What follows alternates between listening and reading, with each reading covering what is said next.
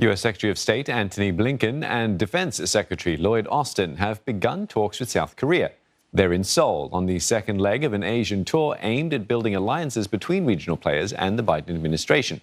At the same time, a senior U.S. official has warned that North Korea could be planning a missile test in the near future.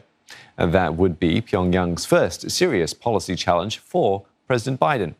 Lim Yun-suk joins us for more on this. Yun-suk, North Korea was a main topic in today's meetings.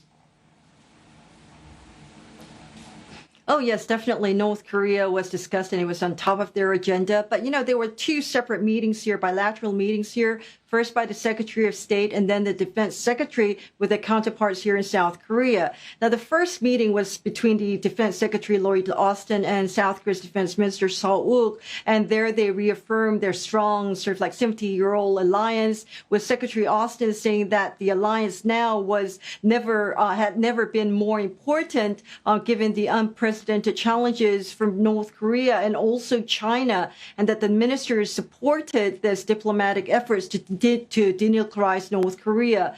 Now, he said that maintaining a strong posture, a strong deterrence against North Korea was most important right now.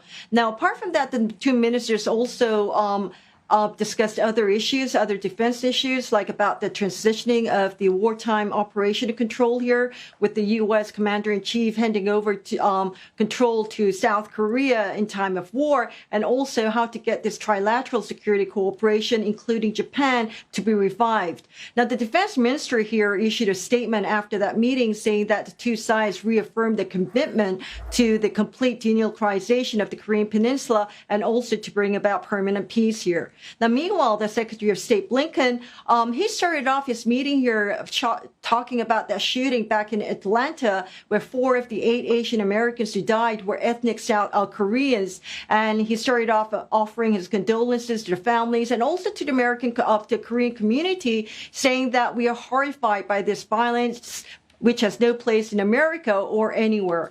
And then he went on to condemn North Korea on its abuses, saying that the authoritarian regime was continuing to commit systematic and widespread abuses against its own people.